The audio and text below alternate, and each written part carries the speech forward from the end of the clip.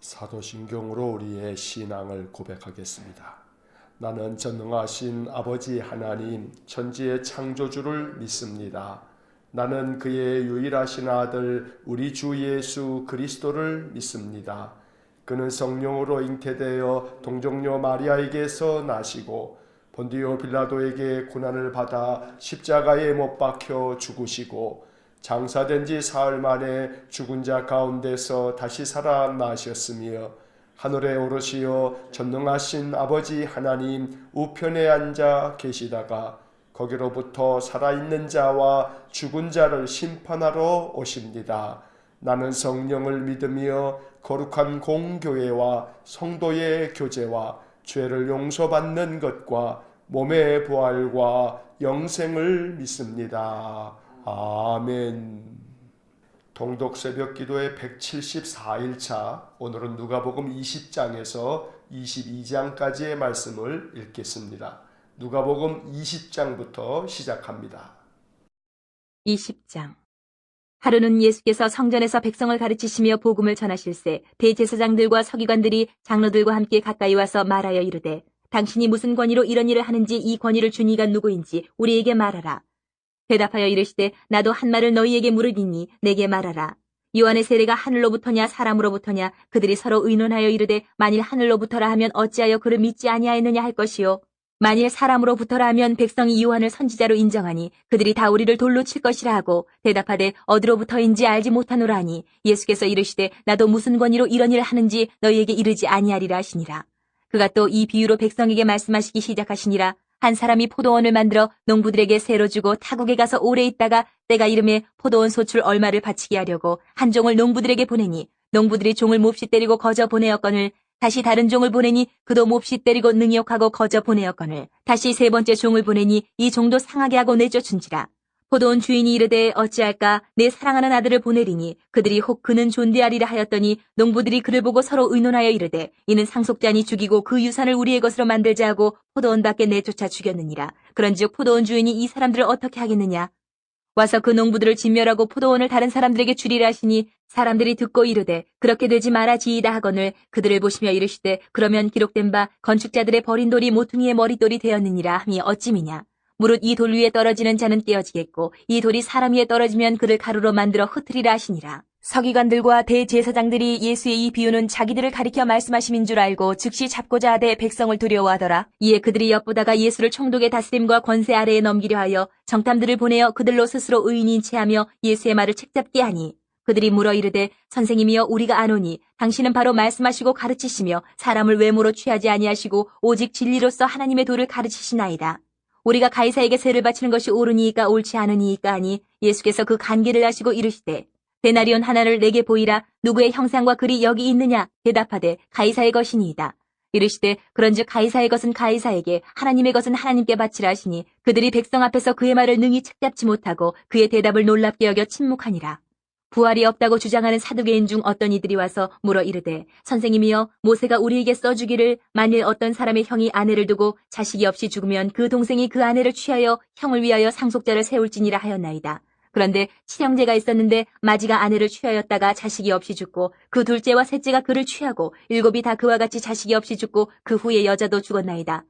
일곱이 다 그의 아내로 취하였으니 부활 때에 그 중에 누구의 아내가 되리이까. 예수께서 이르시되 이 세상의 자녀들은 장가도 가고 시집도 가되 저 세상과 및 죽은 자 가운데서 부활함을 얻기에 합당히 여김을 받은 자들은 장가가고 시집가는 일이 없으며 그들은 다시 죽을 수도 없나니 이는 천사와 동등이요 부활의 자녀로서 하나님의 자녀임이라.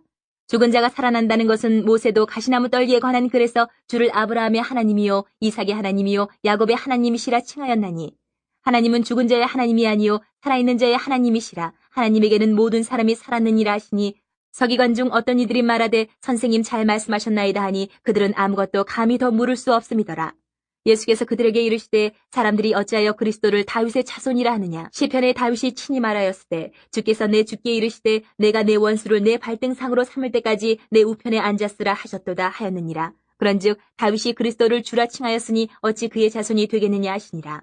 모든 백성이 들을 때에 예수께서 그 제자들에게 이르시되 긴 옷을 입고 다니는 것을 원하며 시장에서 문안받는 것과 회당의 높은 자리와 잔치의 윗자리를 좋아하는 서기관들을 삼가라. 그들은 과부의 가산을 삼키며 외식으로 길게 기도하니 그들이 더 엄중한 심판을 받으리라 하시니라. 21장. 예수께서 눈을 들어 부자들이 헌금함에 헌금 넣는 것을 보시고 또 어떤 가난한 과부가 둘 랩돈 넣는 것을 보시고 이르시되 내가 참으로 너희에게 말하노니 이 가난한 과부가 다른 모든 사람보다 많이 넣었도다. 저들은 그 풍족한 중에서 헌금을 넣었거니와 이 과부는 그 가난한 중에서 자기가 가지고 있는 생활비 전부를 넣었느니라 하시니라. 어떤 사람들이 성전을 가리켜 그 아름다운 돌과 헌물로 꾸민 것을 말하며 예수께서 이르시되 너희 보는 이것들이 날이 이르면 돌 하나도 돌 위에 남지 않고 다 무너뜨려지리라. 그들이 물어 이르되 선생님이여 그러면 어느 때에 이런 일이 있겠사오며 이런 일이 일어나려 할 때에 무슨 징조가 있사오리까? 이르시되 미혹을 받지 않도록 주의하라. 많은 사람이 내 이름으로 와서 이르되 내가 그러하며 때가 가까이 왔다 하겠으나 그들을 따르지 말라. 난리와 소유의 소문을 들을 때에 두려워하지 말라. 이 일이 먼저 있어야 하되 끝은 곧 되지 아니하리라.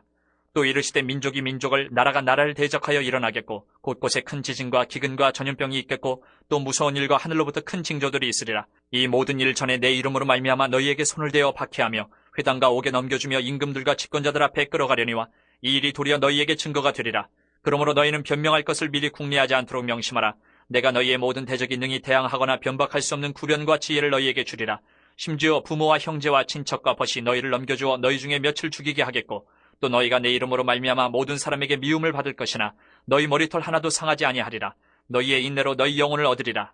너희가 예루살렘이 군대들에게 에워싸이는 것을 보거든 그 멸망이 가까운 줄을 알라. 그때 유대에 있는 자들은 산으로 도망갈 것이며 성내에 있는 자들은 나갈 것이며 촌에 있는 자들은 그리로 들어가지 말지어다. 이 날들은 기록된 모든 것을 이루는 징벌의 날이니라. 그날에는 아이벤 자들과 젖먹이는 자들에게 화가 있으리니 이는 땅에 큰 환난과 이 백성에게 진노가 있겠음이로다. 그들이 칼날에 죽임을 당하며 모든 이방에 사로잡혀 가겠고 예루살렘은 이방인의 때가 차기까지 이방인들에게 밟히리라. 이럴 성신에는 징조가 있겠고 땅에서는 민족들이 바다와 파도의 성난 소리로 인하여 혼란한 중에 곤고하리라. 사람들이 세상에 임할 일을 생각하고 무서워함으로 기절하리니 이는 하늘의 권능들이 흔들리겠습니다. 그때 사람들이 인자가 구름을 타고 능력과 큰 영광으로 오는 것을 보리라. 이런 일이 되기를 시작하거든 일어나 머리를 들라 너희 속량이 가까웠느니라 하시더라. 이에 비유로 이르시되 무화과나무와 모든 나무를 보라. 싹이 나면 너희가 보고 여름이 가까운 줄을 자연히 아나니 이와 같이 너희가 이런 일이 일어나는 것을 보거든 하나님의 나라가 가까이 온 줄을 알라. 내가 진실로 너희에게 말하노니 이 세대가 지나가기 전에 모든 일이 다 이루어지리라. 천지는 없어지겠으나 내 말은 없어지지 아니하리라. 너희는 스스로 조심하라. 그렇지 않으면 방탕함과 술취함과 생활의 염려로 마음이 둔하여지고 뜻밖의 그날이 덫과 같이 너희에게 임하리라.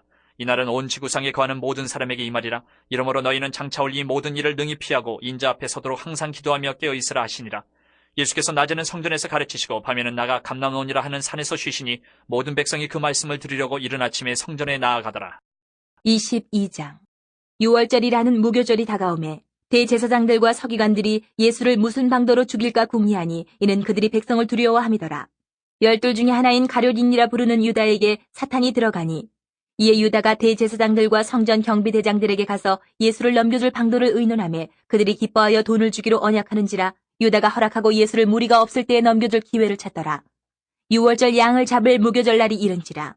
예수께서 베드로와 요한을 보내시며 이르시되 가서 우리를 위하여 유월절을 준비하여 우리로 먹게 하라. 여짜오되 어디서 준비하기를 원하시나이까? 이르시되 보라 너희가 성내로 들어가면 물 한 동이를 가지고 가는 사람을 만나리니 그가 들어가는 집으로 따라 들어가서 그 집 주인에게 이르되 선생님이 내게 하는 말씀이 내가 내 제자들과 함께 유월절을 먹을 계실이 어디 있느냐 하시더라 하라. 그리하면 그가 자리를 마련한 큰 다락방을 보이리니 거기서 준비하라 하시니 그들이 나가 그 하신 말씀대로 만나 유월절을 준비하니라. 때가 이르매 예수께서 사도들과 함께 앉으사 이르시되 내가 고난을 받기 전에 너희와 함께 이 유월절 먹기를 원하고 원하였노라. 내가 너희에게 이르노니 이 유월절이 하나님의 나라에서 이루기까지 다시 먹지 아니하리라 하시고 이에 잔을 받으사 감사기도 하시고 이르시되 이것을 갖다가 너희끼리 나누라. 내가 너희에게 이르노니 내가 이제부터 하나님의 나라가 임할 때까지 포도나무에서 난 것을 다시 마시지 아니하리라 하시고 또 떡을 가져 감사 기도하시고 떼어 그들에게 주시며 이르시되 이것은 너희를 위하여 주는 내 몸이라 너희가 이를 행하여 나를 기념하라 하시고 저녁 먹은 후에 잔도 그와 같이 하여 이르시되 이 잔은 내 피로 세우는 새 언약이니 곧 너희를 위하여 붓는 것이라. 그러나 보라 나를 파는 자의 손이 나와 함께 상위에 있도다. 인자는 이미 작정된 대로 가거니와 그를 파는 그 사람에게는 화가 있으리로다 하시니 그들이 서로 묻되 우리 중에서 이 일을 행할 자가 누구일까 하더라. 또 그들 사이에 그중 누가 크냐 하는 다툼이 난지라. 예수께서 이르시되 이방인의 임금들은 그들을 주관하며 그 집권자들은 은인이라 칭함을 받으나 너희는 그렇지 않을지니 너희 중에 큰 자는 젊은 자와 같고 다스리는 자는 섬기는 자와 같을지니라.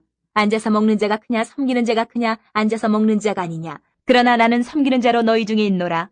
너희는 나의 모든 시험 중에 항상 나와 함께한 자들인즉 내 아버지께서 나라를 내게 맡기신 것 같이 나도 너희에게 맡겨 너희로 내 나라에 있어 내 상에서 먹고 마시며 또는 보좌에 앉아 이스라엘 12지파를 다스리게 하려 하노라. 시몬아 시몬아 보라 사탄이 너희를 밀가부르듯 하려고 요구하였으나 그러나 내가 너를 위하여 내 믿음이 떨어지지 않기를 기도하였노니 너는 돌이킨 후에 내 형제를 굳게 하라. 그가 말하되 주여 내가 주와 함께 옥에도 죽는 데에도 가기를 각오하였나이다. 이르시되 베드로야 내가 네게 말하노니 오늘 닭 울기 전에 내가 3번 나를 모른다고 부인하리라 하시니라.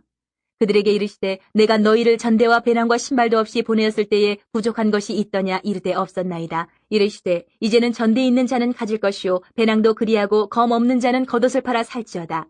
내가 너희에게 말하노니 기록된 바 그는 불법자의 동류로 여김을 받았다 한 말이 내게 이루어져야 하리니 내게 관한 일이 이루어져 감이니라.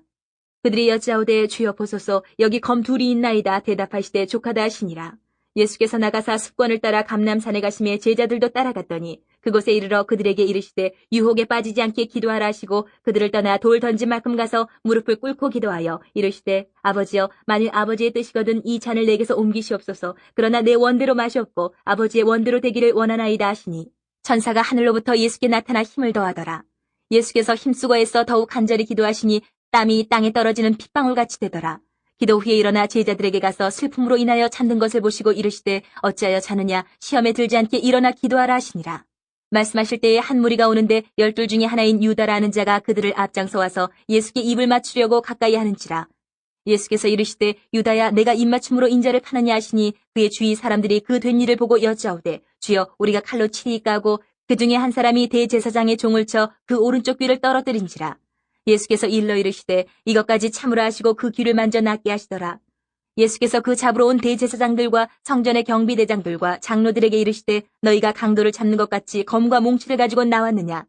내가 날마다 너희와 함께 성전에 있을 때에 내게 손을 대지 아니하였도다. 그러나 이제는 너희 때요 어둠의 권세로다 하시더라. 예수를 잡아 끌고 대제사장의 집으로 들어갈새 베드로가 멀찍이 따라가니라. 사람들이 뜰 가운데 불을 피우고 함께 앉았는지라. 베드로도 그 가운데 앉았더니 한 여정이 베드로의 불빛을 향하여 앉은 것을 보고 주목하여 이르되 이 사람도 그와 함께 있었느니라 하니 베드로가 부인하여 이르되 이 여자여 내가 그를 알지 못하노라 하더라. 조금 후에 다른 사람이 보고 이르되 너도 그 도당이라 하거늘 베드로가 이르되 이 사람아 나는 아니로라 하더라. 1시간쯤 있다가 또 한 사람이 장담하여 이르되 이는 갈릴리 사람이니 참으로 그와 함께 있었느니라. 베드로가 이르되 이 사람아 나는 내가 하는 말을 알지 못하노라고 아직 말하고 있을 때에 닭이 곧 울더라. 주께서 돌이켜 베드로를 보시니 베드로가 주의 말씀 곧 오늘 닭 울기 전에 내가 3번 나를 부인하리라 하심이 생각나서 밖에 나가서 심히 통곡하니라. 지키는 사람들이 예수를 희롱하고 때리며 그의 눈을 가리고 물어 이르되 선지자 노릇하라 너를 친 자가 누구냐 하고 이외에도 많은 말로 욕하더라. 날이 새매 백성의 장로들 곧 대제사장들과 서기관들이 모여서 예수를 그 공회로 끌어들여 이르되 내가 그리스도이거든 우리에게 말하라. 대답하시되 내가 말할지라도 너희가 믿지 아니할 것이요 내가 물어도 너희가 대답하지 아니할 것이니라. 그러나 이제부터는 인자가 하나님의 권능의 우편에 앉아 있으리라 하시니 다 이르되 그러면 내가 하나님의 아들이냐 대답하시되 너희들이 내가 그라고 말하고 있느니라. 그들이 이르되 어찌 더 증거를 요구하리요 우리가 친히 그 입에서 들었노라 하더라. 아멘. 자, 누가복음 20장에서 22장까지의 말씀을 모두 읽었습니다. 누가복음 20장으로 돌아와서 각 장의 주요 구절의 내모를 그으면서 다시 한번 말씀을 묵상하겠습니다. 자, 누가복음 20장 1절 첫째 줄 앞에 예수께서 성전에서 둘째 줄 끝에 복음을 전하실세 2절 첫째 줄 끝에 무슨 권위로 이런 일을 하는지 2절 맨 끝에 우리에게 말하라 8절 첫째 줄 맨 앞에 예수께서 이르시되 둘째 줄 중간에 너희에게 이르지 아니하리라 13절 첫째 줄 맨 앞에 포도원 주인이 이르되 둘째 줄 앞에 아들을 보내리니 셋째 줄 앞에 존대하리라 하였더니 14절 첫째 줄 맨 앞에 농부들이 15절 첫째 줄 맨 앞에 포도원 밖에 내쫓아 죽였느니라. 포도원 밖에 내쫓아 죽였느니라. 둘째 줄 앞에 포도원 주인이 16절 첫째 줄 앞에 그 농부들을 진멸하고 바로 이어서 포도원을 바로 이어서 다른 사람들에게 주리라. 25절 첫째 줄 중간에 가이사의 것은 바로 이어서 가이사에게 바로 이어서 하나님의 것은 바로 이어서 하나님께 바치라. 38절 첫째 줄 맨 앞에 하나님은 바로 이어서 죽은 자의 하나님이 아니요 바로 이어서 살아있는 자의 하나님이시라. 46절 둘째 줄 끝에 높은 자리와 셋째 줄 중간에 윗자리를 좋아하는 바로 이어서 서기관들을 삼가라. 47절 첫째 줄 맨 앞에 그들은 둘째 줄 끝에 더 엄중한 심판을 받으리라. 자, 20장의 네모를 그은 부분을 다시 한번 읽어보면 예수께서 성전에서 복음을 전하실새 무슨 권위로 이런 일을 하는지 우리에게 말하라. 예수께서 이르시되 너희에게 이르지 아니하리라. 포도원 주인이 이르되 아들을 보내리니 존대하리라 하였더니 농부들이 포도원 밖에 내쫓아 죽였느니라. 포도원 주인이 그 농부들을 진멸하고 포도원을 다른 사람들에게 주리라. 가이사의 것은 가이사에게, 하나님의 것은 하나님께 바치라. 하나님은 죽은 자의 하나님이 아니요 살아있는 자의 하나님이시라. 높은 자리와 윗자리를 좋아하는 서기관들을 삼가라. 그들은 더 엄중한 심판을 받으리라.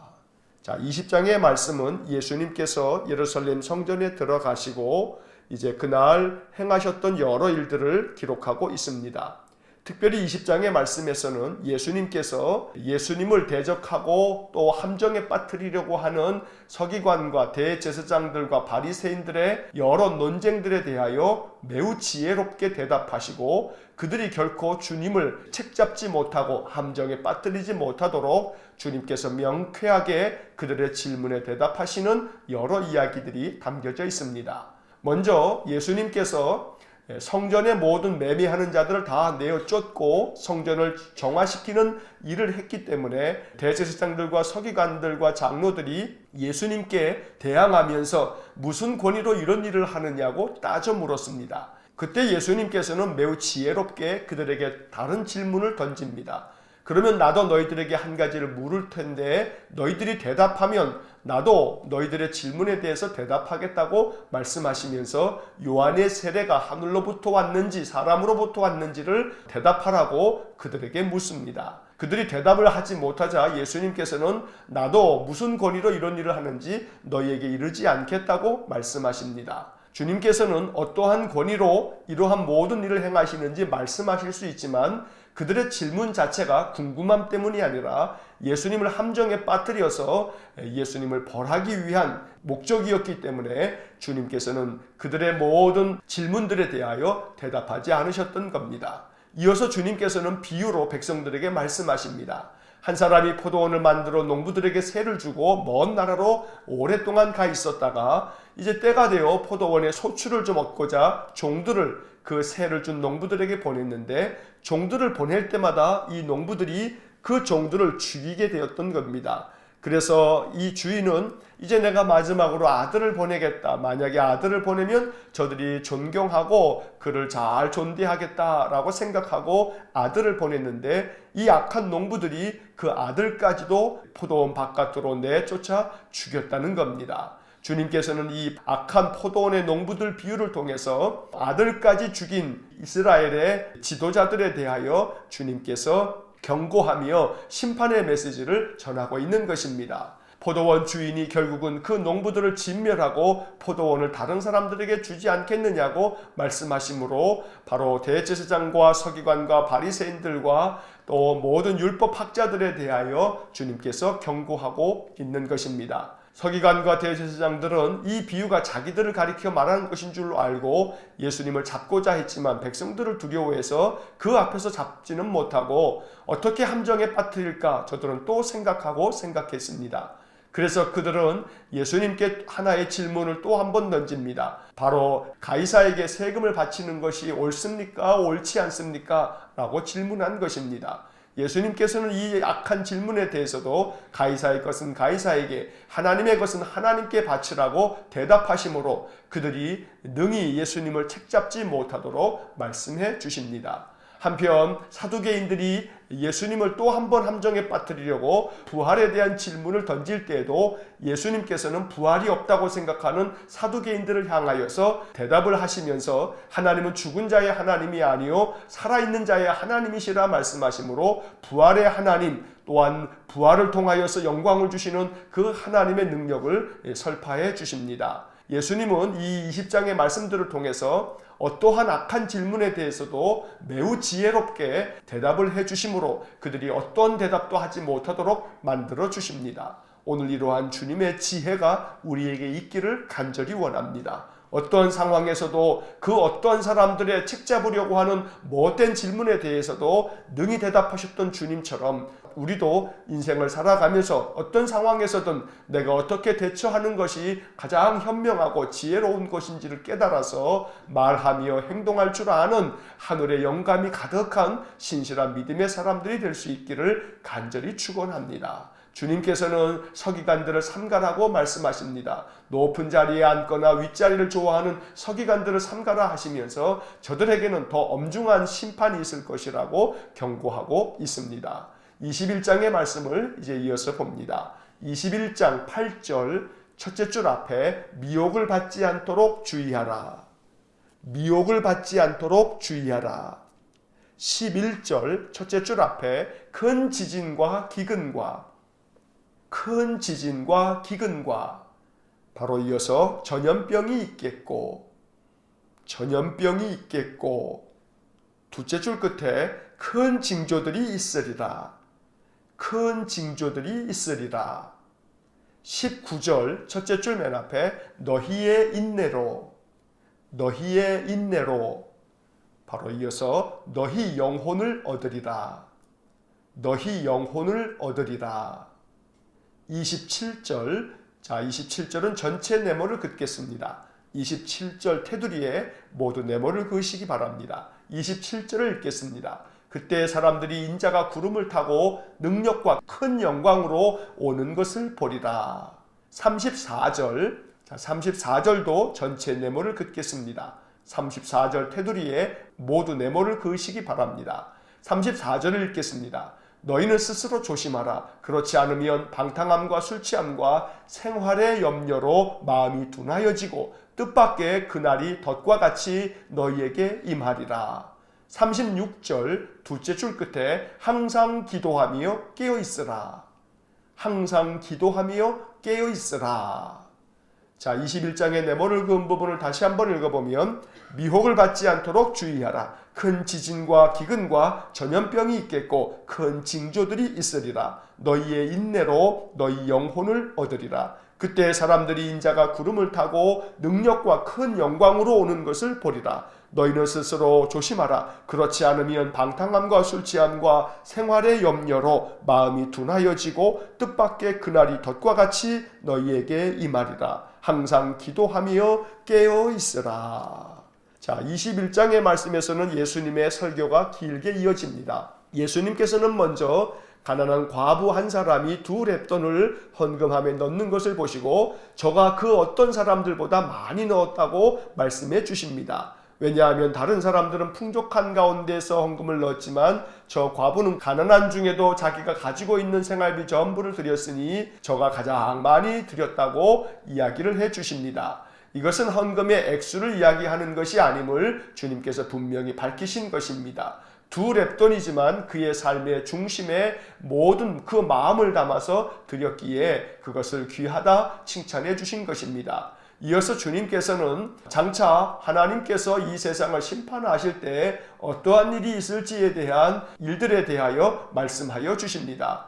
특별히 8절 말씀에서 미혹을 받지 않도록 주의하라라고 하는 말씀은 이 세상의 종말, 하나님께서 세상 모든 만물을 심판하실 때에 무엇보다도 적 그리스도, 주님의 이름으로 와서 내가 그리스도라 하는 자들이 많이 나타남으로 인하여 사람들을 미혹하게 될 텐데 그때 미혹을 받지 않도록 주의하라고 말씀하십니다. 그리고 또한 하나님께서 세상을 심판하시는 그때에는 큰 지진과 기근과 전염병이 있겠고 또한 그 외에도 많은 징조들이 있을 것이라고 말씀합니다. 하지만 그런 많은 징조들과 재난이 찾아온다 할지라도 믿음 안에서 신실하게 그 모든 것들을 견디고 이겨내면 너희의 인내로 너희 영혼을 얻으리라 말씀하시므로 구원함은 모든 환난과 박해와 그 어떤 상황에서 견디어낼 때에 이룰 수 있는 것이라고 말씀해 주십니다. 아울러 27절의 말씀에서 주님께서는 이렇게 세상 모든 것들을 심판하시는 그때에 주님께서 구름을 타고 이 땅의 능력과 큰 영광으로 다시 오시게 될 것이라고 주님의 재림에 대하여서도 예언하여 주십니다. 한편 주님께서는 너희는 스스로 조심하라 말씀하시면서 그렇지 않으면 방탕함과 술 취함과 생활의 염려로 마음이 둔하여지고 그렇게 될 때에 주님께서 다시 재림하시는 날이 뜻밖의 덫과 같이 임하게 될 텐데 준비되어져 있지 못한 채로 심판을 면치 못할 것이라고 말씀해 주시는 것입니다. 무엇보다 34절에 우리가 네모를 그었는데 이 34절에서 우리가 주목할 것은 생활의 염려로 마음이 둔하여지고 라고 하는 구절을 마음 깊이 묵상해야 되겠습니다. 생활의 염려가 많습니다. 살아가는 동안에 인생의 삶에 대한 걱정과 염려 때문에 우리의 마음이 둔하여지면 주님께서 언제 오실지 깨어 기다려야 되는데 깨어있지 못하고 영적으로 잠들어 있을 때가 얼마나 많은지 모릅니다. 생활의 모든 염려가 많을 수밖에 없는 인생이지만 생활의 염려는 주님께 맡기고 주님을 의지하며 우리의 마음이 깨어있어서 기도하는 신실한 믿음의 삶이 될 수 있기를 간절히 축원합니다. 그래서 36절의 마지막에 주님은 항상 기도하며 깨어있으라고 말씀하십니다. 이것이 주님께서 이 땅에서 마지막 한 주간을 보내시면서 우리들에게 허락해 주시는 귀한 생명의 말씀인 것입니다. 언제나 깨어 기도하는 자들은 주님이 언제 오신다 할지라도 그는 영광 가운데 주님의 재림을 보게 될 것이고 늘 깨어 기도하는 사람은 주님께로부터 영적 능력을 얻어서 인생의 그 어떤 삶도 이겨나갈 수 있는 큰 능력이 생길 줄로 믿습니다. 아침마다 주님 앞에 말씀 앞에 서는 우리에게 하늘의 은혜를 부어주시기를 간절히 축원합니다. 늘 깨어 기도하는 삶으로 인해서 생활의 모든 염려를 믿음으로 떨쳐내버릴 수 있는 영적인 능력이 우리의 삶에 충만하기를 주의 이름으로 간절히 축원합니다. 자, 22장의 말씀을 봅니다. 22장 3절 두째 줄 앞에 유다에게 사탄이 들어가니 4절 두째 줄 중간에 예수를 넘겨줄 6절 맨 끝에 기회를 찾더라 19절 첫째 줄 앞에 떡을 가져 감사기도 하시고 두째 줄 끝에 이것은 너희를 위하여 주는 바로 이어서 내 몸이라 20절 두째 줄 앞에 이 잔은 내 피로 세우는 바로 이어서 새 언약이니 그 옆에 너희를 위하여 붓는 것이라 24절 첫째 줄 앞에 그들 사이에 그 옆에 누가 크냐 하는 바로 이어서 다툼이 난지라 25절 첫째 줄 맨 앞에 예수께서 이르시되 27절 셋째 줄 앞에 나는 섬기는 자로 바로 이어서 너희 중에 있노라 34절 첫째 줄 앞에 베드로야 둘째 줄 앞에 오늘 닭 울기 전에 바로 이어서 내가 3번 나를 모른다고 바로 이어서 부인하리라 39절 첫째 줄 맨 앞에 예수께서 나가사 바로 이어서 습관을 따라 바로 이어서 감남산에 가심에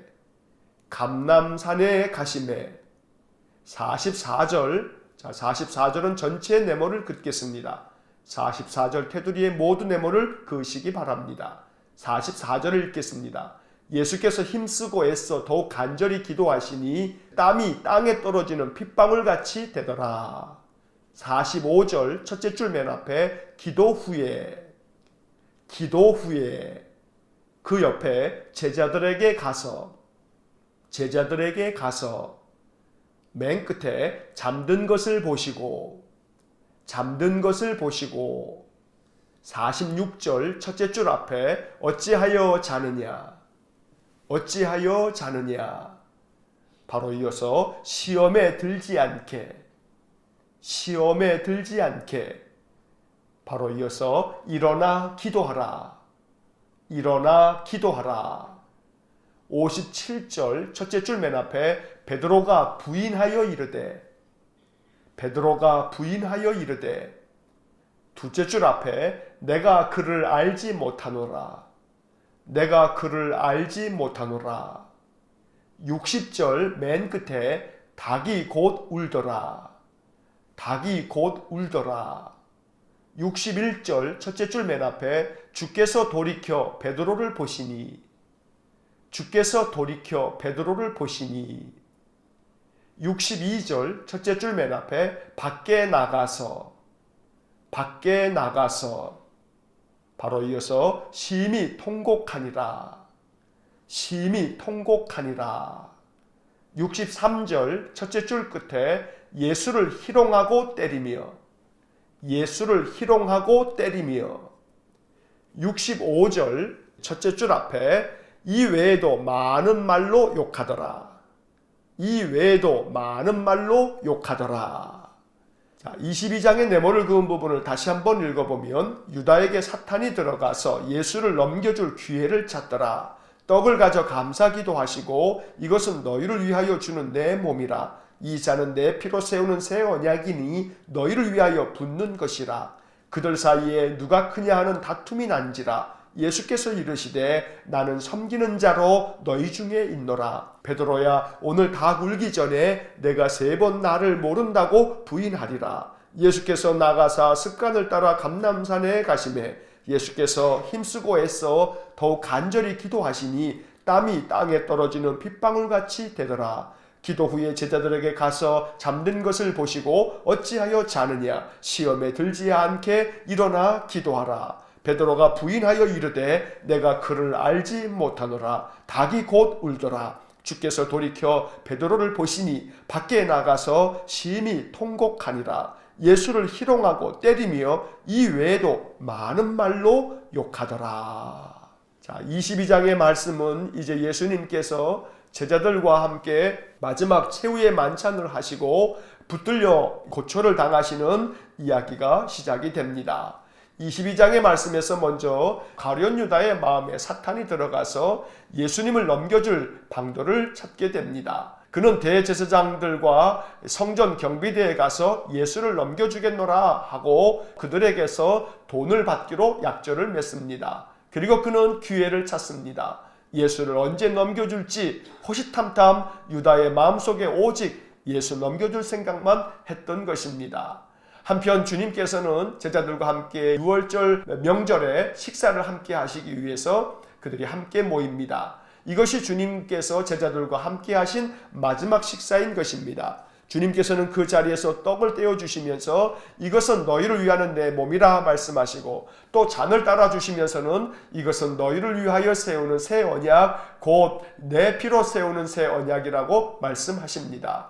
그렇게 주님께서 최후의 만찬을 함께 하고 있는 그 자리에서도 제자들은 서로 누가 크냐고 다툼을 벌였습니다. 예수님께서는 그들에게 나는 섬기는 자로 너희 중에 있다고 말씀하시므로 다시금 그들이 겸손하게 낮아지고 낮아질 것을 요구하고 계십니다. 이처럼 제자들은 주님은 지금 마지막 최후의 만찬을 하고 있는 것을 알고 계심에도 불구하고 주님의 마음은 아랑곳하지 아니하고 서로 누가 크냐고 싸움만 벌이고 있었던 것입니다. 예수님께서는 그 자리에서 베드로에게 오늘 네가 다 굴기 전에 3번 나를 부인할 것이라고 말씀하십니다. 베드로는 죽을지언정 그리하지 않겠다 했지만 결국 베드로는 몇 시간도 채 되지 않아서 예수님의 말씀처럼 3번이나 모른다고 부인하고 맙니다.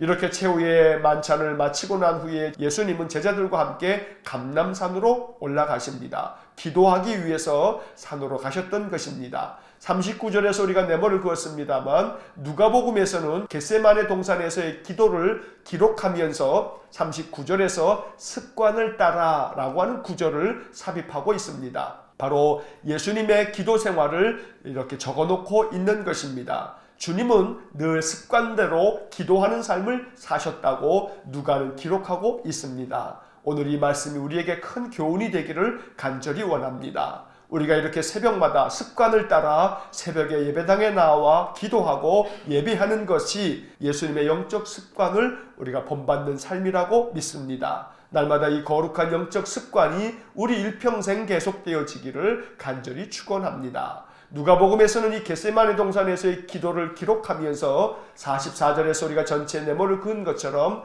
예수님께서 얼마나 간절하게 기도하셨던지 땀이 땅에 떨어지는 핏방울같이 되었다고 기록하고 있습니다. 이것은 누가복음에만 기록되어져 있는 구절입니다. 주님께서는 너무 간절한 마음으로 마지막 기도를 하나님께 올렸던 것입니다. 그럼에도 불구하고 이 기도에서도 주님께서는 내 원대로 마시고 아버지의 원대로 되기를 원한다고 기도하고 있습니다.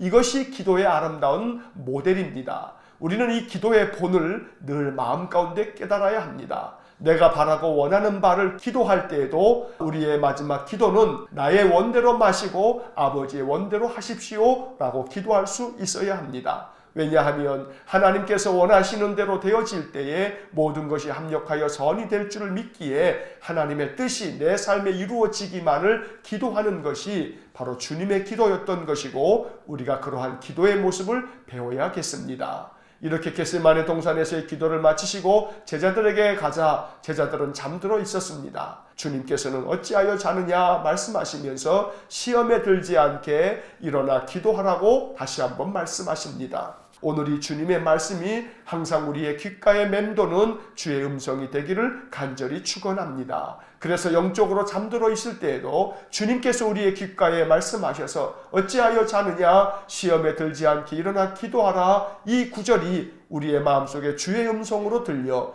영적으로 게을렀다가도 다시 한번 분발하여 영적으로 깨어나서 다시 주의 말씀을 붙잡고 찬송과 기도로 영적 삶을 살아나갈 수 있는 저희 모두가 되기를 간절히 소망합니다.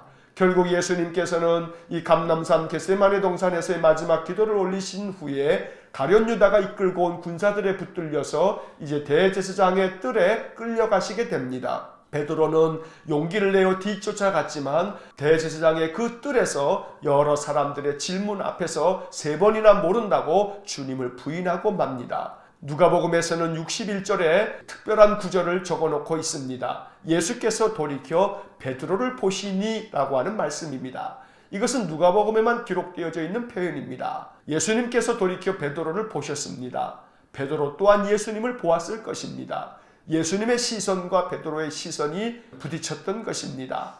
베드로는 결국 예수님께서 바로 몇 시간 전에 오늘 다 굴기 전에 네가 3번 나를 부인하리라 라고 하는 말씀 그대로 되어진 자신의 모습을 보면서 밖에 나가 심히 통곡하며 눈물로 참회의 기도를 올리게 됩니다. 이후 예수님께서는 끌려가서 희롱을 당하고 그렇게 희롱을 당할 때 사람들은 예수님의 눈을 가리고 그를 때리면서 누가 너를 때렸는지 알아맞혀 보라고 온갖 희롱을 다하였습니다. 그리고 65절에 말씀하고 있는 것처럼 이 외에도 많은 말로 욕하더라. 바로 이것이 예수님께서 당하신 고초요 또 예수님께서 당하신 십자가의 길이었던 것입니다.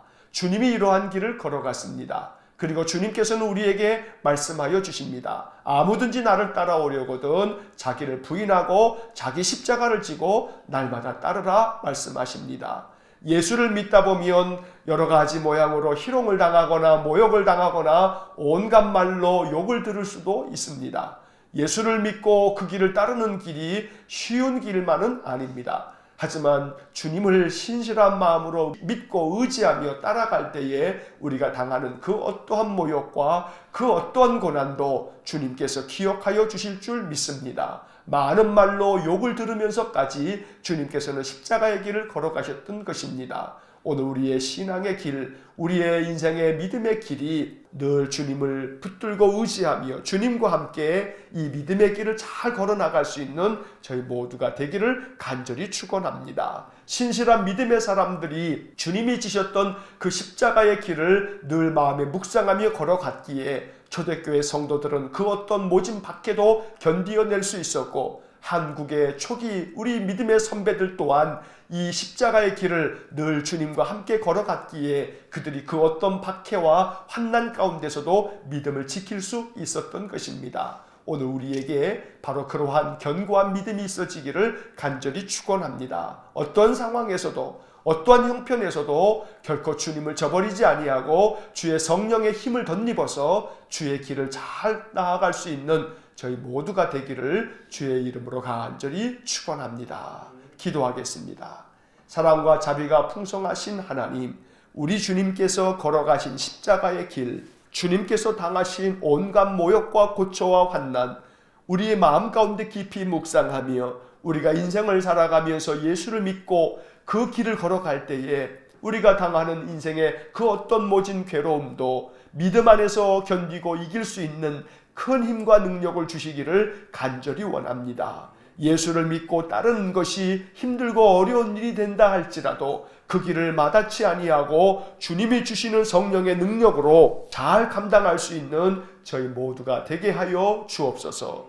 최후의 만찬 자리에서도 누가 크냐고 다투는 제자들의 모습을 봅니다. 자비로우신 주님, 이것이 설마 우리일까 싶어 마음 가운데 깊이 근신하며 기도합니다. 언제나 우리 주님께서 말씀하셨듯이 나는 섬기는 자로 너희 중에 있다 하셨으니 날마다 우리 또한 겸손한 마음으로 섬기는 자가 되고 낮아지고 낮아지는 자가 될 수 있도록 성숙한 믿음을 허락해 주옵소서. 오늘도 한날의 삶을 주님께 의탁합니다. 언제나 주님 우리 모든 성도들의 삶 속에 항상 함께 계셔서 저들을 강한 손으로 붙잡아 주옵소서. 모든 것을 주님께 의지하며 예수님 이름으로 기도하옵나이다. 아멘. 우리 구주 예수 그리스도의 은혜와 하나님 아버지의 극진하신 사랑과 성령의 교통하심이 우리 주님께서 걸어가신 십자가의 길, 늘 그 길을 뒤따르며 우리가 감당해야 할 우리의 십자가들을 성령의 능력으로 잘 지고 나아가기를 소원하며 주님 앞에 의지하며 기도하는 머리 숙인 믿음의 사람들 위해와 몸된 교회와 성도들 위해 영원토록 함께 하시길 간절히 축원하옵나이다. 아멘. 이어서 2018년 통독 해설이 이어집니다. 작년에 밑줄을 그으면서 통독했던 내용들입니다. 복습하는 마음으로 다시 들으시면 좋습니다. 누가복음 20장에서 22장까지의 말씀을 읽었습니다. 이제 20장으로 돌아와서 밑줄을 그으면서 내용을 다시 한번 정리합니다. 20장입니다. 이제 주님의 공생의 마지막 한 주간의 이야기가 펼쳐집니다. 앞서 19장에서 예수님은 예루살렘 성전에서 장사하는 자들을 모두 내쫓으시며 이사야 선지자의 말씀을 선포하셨습니다. 내 집은 기도하는 집이 되리라 하였거늘 너희는 강도의 소굴을 만들었도다. 이 일로 인해 대제사장들과 서기관들과 백성의 지도자들은 그동안 눈의 가시처럼 여겼던 예수님을 죽이기로 모의하고 귀에만을 엿보고 있었습니다.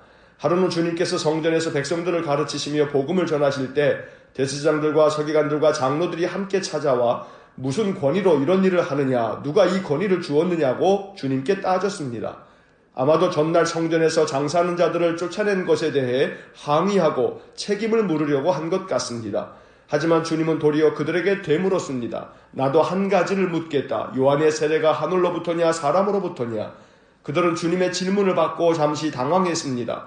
요한의 세례가 하늘로부터라 하면 그럼 어찌하여 그를 믿지 않았느냐고 할 것이고, 사람으로부터라 하면 백성들이 요한을 선지자로 인정하고 있기 때문에 백성들에게 빈축을 살 것이기 때문입니다. 그들이 모르겠다고 대답하자 주님도 그들의 질문에 대답하지 않겠다고 말씀하셨습니다. 아무리 함정에 빠뜨리려고 온갖 방법을 동원해도 소용이 없었습니다. 주님은 대적자들의 온갖 모함을 지혜로 돌파했습니다. 비방하는 자들 앞에 감정이 앞서지도 않았고, 어줍지 않은 논리로 고소하려는 자들에게는 가장 적합한 비유와 논리로 그들의 주장을 무너뜨렸습니다. 힘없고 약한 자들은 사랑으로 섬기셨으나 교만하고 완악한 권세자들에게는 저주까지 퍼부으면서 책망하시고 경고하셨던 것입니다. 주님은 대제사장들과 서기관들 그리고 장로들의 완고함과 완악함을 아시고 포도원의 악한 농부 비유로 그들을 책망하셨습니다. 한 포도원 주인이 농부들에게 포도원을 새로 주고 타국에 갔습니다. 이 포도원 주인은 타국에서 오래 있다가 때가 이르자 포도원의 소출 얼마를 받으려고 한 종을 농부들에게 보냈습니다. 그런데 이 악한 농부들이 주인이 보낸 종을 몹시 때리고 거저 보낸 것입니다. 주인이 다시 다른 종을 보냈지만 이번에도 종을 몹시 때리고 능욕하고 거저 보냈습니다. 주인이 세 번째로 종을 보냈지만 역시 이번에도 주인이 보낸 종을 내쫓았습니다. 마지막으로 주인은 자기의 아들을 보내기로 결정합니다. 13절에 밑줄을 긋습니다. 13절 포도원 주인이 이르되 어찌할까 내 사랑하는 아들을 보내리니 그들이 혹 그는 존대하리라 하였더니, 그런데 안타깝게도 포도원 주인의 기대와는 달리 이 악한 농부들은 주인의 아들을 포도원 밖으로 내쫓고 죽였습니다. 주님은 이 비유를 들려주신 후에 이 포도원 주인이 농부들을 어떻게 하겠느냐고 물으셨습니다. 그리고 이어서 대답해 주셨습니다. 포도원 주인이 와서 농부들을 진멸하고 포도원을 다른 사람들에게 줄 것이다. 이 비유에서 포도원 주인은 하나님이고 악한 농부는 이스라엘의 지도자들입니다. 주인이 보낸 종들은 구약의 선지자들이고 주인의 아들은 예수님이십니다. 서기관들과 대제사장들은 이 비유가 자기들을 가리켜 하신 말씀인 줄을 알아차리고 더욱 분노하여 주님을 즉시 잡아 가두고 싶었지만 백성들이 두려워서 그렇게 하지는 못했습니다. 그 대신 로마의 총독에게 예수를 고발하려고 이번에는 세금에 대한 질문을 했습니다. 로마 황제인 가이사에게 세금을 바치는 것이 옳으냐 또 옳지 않느냐라고 물은 것입니다. 세금을 바치라 하면 유대 민족에게 비난을 받을 것이고 세금을 바치지 말라고 하면 로마 총독에게 고발할 생각이었습니다. 주님은 그들의 간괴를 아시고 대답하셨습니다. 23절과 25절의 밑줄을 긋습니다. 23절 예수께서 그 간괴를 아시고 이르시되, 25절 이르시되 그런즉 가이사의 것은 가이사에게 하나님의 것은 하나님께 바치라 하시니. 이번에도 서기관들과 대제사장들은 할 말을 잃었습니다. 20장에는 그 외에도 부활이 없다고 주장하는 사두개인들과 부활 논쟁을 벌이는 이야기가 나옵니다. 마태복음 22장에 나온 이야기들이어서 여기서는 넘어가겠습니다. 어떤 논리로도 주님의 말씀을 책잡을 수가 없었습니다. 주님은 하늘의 지혜를 가지고 모든 질문에 대답하셨습니다. 이것은 단순히 인간의 뛰어난 머리에서 나온 것이 아닙니다. 하나님께서 하늘에서 부어주신 하늘의 지혜요, 성령님께서 대답할 말을 가르쳐 주신 것입니다. 이러한 주님의 지혜가 우리에게도 충만하기를 간절히 소망합니다. 21장을 봅니다. 주님은 성전에서 부자들이 헌금함에 헌금을 넣는 것을 보셨습니다. 그리고 어떤 가난한 과부가 2렙돈을 넣는 것도 보셨습니다. 주님은 이 가난한 과부가 다른 모든 사람보다 많이 넣었다고 칭찬해 주셨습니다. 그리고 이렇게 교훈하십니다. 4절의 밑줄을 긋습니다. 4절 저들은 그 풍족한 중에서 헌금을 넣었거니와 이 과부는 그 가난한 중에서 자기가 가지고 있는 생활비 전부를 넣었느니라 하시니라. 2렙돈은 얼마 되지 않는 액수의 동전 2개입니다. 그런데 이것은 이 과부가 가지고 있는 생활비의 전부였습니다. 여기서 주님의 말씀을 오해하지 말아야 합니다. 생활비 전부를 드리라는 것이 아닙니다. 헌금은 주님께 자신을 드리는 헌신의 상징적 의미입니다. 나 자신을 주님께 드립니다. 이것이 헌금을 드리면서 고백해야 할 마음 중심입니다. 액수를 얼마를 드리느냐가 관건이 아니고 마음을 얼마나 드렸느냐가 중요한 것입니다. 과부는 비록 2렙돈에 불과하지만 감사의 마음이 그 속에 가득 담겨 있고 자발적이고 자원하는 마음, 하나님의 은혜를 찬양하는 마음이 그 속에 가득 담겨 있음을 보신 것입니다. 다시 말해 금액의 크기가 아니라 마음의 크기를 칭찬하셨던 것입니다. 우리의 마음이 과부의 마음을 담기 원합니다. 주님께 우리의 마음 중심을 내어드리길 원합니다. 이 말은 마음 가득 주님을 채우는 것을 의미합니다. 마음 가득 주님의 말씀을 채우는 것을 의미합니다. 헌금은 마음 가득 주님의 은혜에 대한 감사를 채워 그 감사를 고백하는 것입니다. 우리 안에 하나님의 은혜에 대한 감사가 날마다 충만하기를 소망합니다. 이어서 주님은 예루살렘 성전이 돌 하나도 돌 위에 남지 않고 무너질 것이라고 말씀하셨고, 사람들은 이 말씀을 듣고 언제 이런 일이 일어날 것이며 그때 무슨 징조가 있겠느냐고 주님께 물었습니다.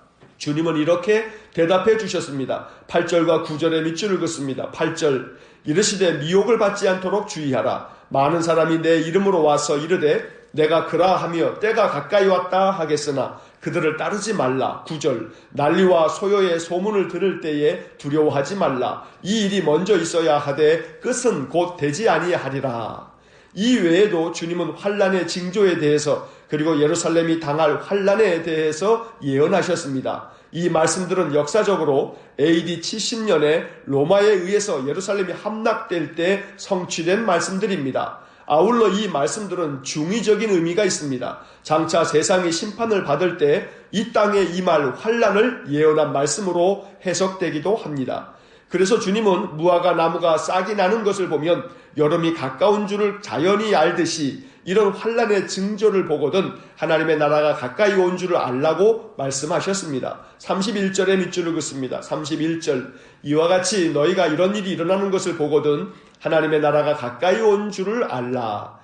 그렇기 때문에 스스로 조심하고 항상 기도하며 깨어있으라고도 말씀해 주셨습니다. 34절부터 36절까지 밑줄을 긋습니다. 34절, 너희는 스스로 조심하라. 그렇지 않으면 방탕함과 술취함과 생활의 염려로 마음이 둔하여지고 뜻밖의 그날이 덫과 같이 너희에게 임하리라. 35절, 이날은 온 지구상에 거하는 모든 사람에게 임하리라. 36절, 이러므로 너희는 장차 올 이 모든 일을 능히 피하고 인자 앞에 서도록 항상 기도하며 깨어있으라 하시니라.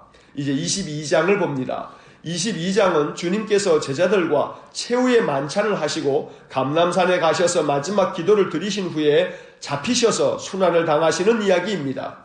먼저 누가는 예수님의 마지막 하루를 전하면서 주님을 대제사장들에게 팔아넘긴 가룟 유다에 대해서 이렇게 말씀합니다. 3절의 밑줄을 긋습니다. 3절, 12 중에 하나인 가룟이니라 부르는 유다에게 사탄이 들어가니, 유다가 주님을 판 것이 그 속에 사탄이 들어가 그를 미혹했기 때문이라고 말씀한 것입니다. 마귀는 누구에게나 들어갈 수 있습니다. 마태복음 16장에서 베드로는 주는 그리스도시요 살아계신 하나님의 아들이십니다 라는 신앙 고백을 하고 천국 열쇠를 약속받았습니다.